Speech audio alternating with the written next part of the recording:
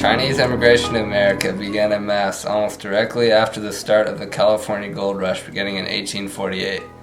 Like other immigration groups, the Chinese came to America to seek better economic opportunities as contract laborers or to seek refuge from Eastern Asian conflicts.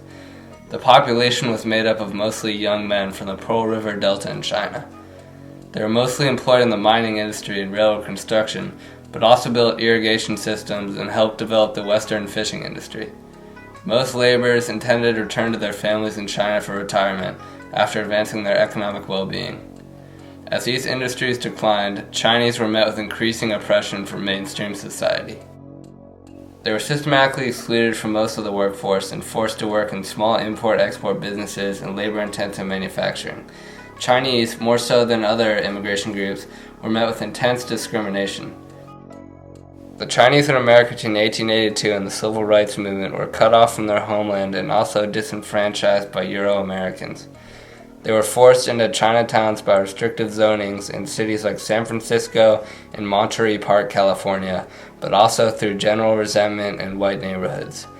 Chinese, and also their culture, was relatively ignored by mainstream society until after World War II, when the U.S. started to become more racially acceptable. The Civil Rights Act in 1964 and the Immigration and Nationality Act in 1965 would liberate Chinese entirely from racial oppression, abolishing the racist law that severely restricted immigration. Chinese were now able to immigrate and also mobilize to fight for racial equality and social justice. Although the fight for political and social equality was well underway in the 1960s, Chinese still were underrepresented in the entertainment industry, which was made up of mostly white actors.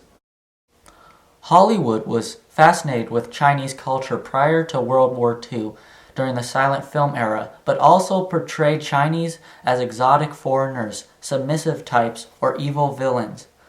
White actors often played the roles of Asians in a practice known as yellowface. World War II provided numerous storylines involving Asian characters, and the Cold War also brought the Chinese actors like Li Li Hua, Judi Dan, and most notably James Wang Hao.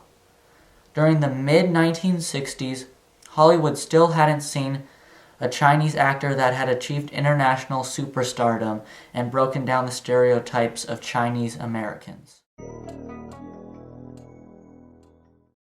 Bruce was born at Jackson Street Hospital in San Francisco, November 22, 1940, on the hour and the year of the dragon. His name was given to him by a nurse at the hospital, and although he was born in San Francisco, he grew up in Hong Kong, which was under Japanese occupation during his early childhood. Throughout his childhood, Bruce appeared in 20 different movies and became a famous child actor in Hong Kong. He began studying Kung Fu at the age of 13, learning the Wing Chun style from his master Yip Man. In high school, Bruce won an inter-school boxing competition. In 1958, he also won the Hong Kong Cha-Cha Championship. His dancing skills are later seen through his fast and fluid footwork while fighting. In 1959, Bruce's father sent him off to America with just $100 in his pocket.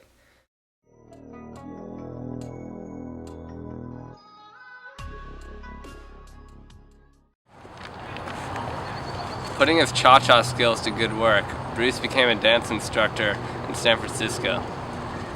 After he decided to move on from that, he moved up to Seattle with a family friend who owned a restaurant. Bruce got his college requirements at Edison Technical School in Seattle and then transferred on to the University of Washington, where he began his studies in philosophy. Bruce studied English relentlessly, trying his hardest not to sound like a foreigner.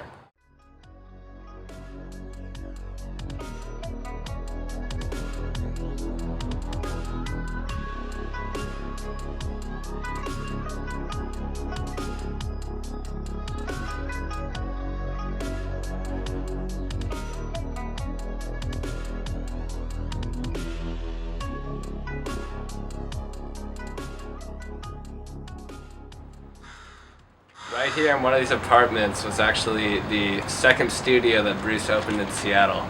He opened the first one on 8th Street in Chinatown, and this is the second larger studio. And he actually slept in one of these apartments right here while he was studying philosophy at the University of Washington. Linda Emery, a freshman in 1963 at the University of Washington, happened to start taking kung fu lessons after the urging of her Chinese friend. And her and Bruce really bonded through these lessons, and after about a year of taking lessons and getting to know each other on the side, they actually became married in 1964. And Linda would be his wife until Bruce's death in 1973. Since the early 60s, these apartments haven't really changed too much. They're kind of like a wrinkle in time since Bruce was teaching his lessons here. In 1964, Bruce competed in the International Karate Championships in Long Beach, California. After a spectacular performance, he immediately was invited to participate in the screen test for a forthcoming TV series called The Green Hornet in Los Angeles. In 1966, Lee starred in this series. He played the character Kato, who was Britt Reed's martial artist sidekick. Despite being the sidekick, Lee became the real star of the show. Due to his electrifying fight scenes, Bruce quickly stole the attention from Britt Reed. Bruce starred in 26 episodes with a salary of $400 an episode.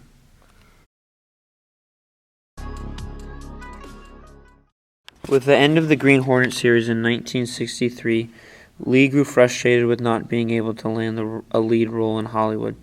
So Bruce and his son Brandon traveled to Hong Kong in 1970. Unknown to him, Lee was a well-known actor already in China by the time of his arrival.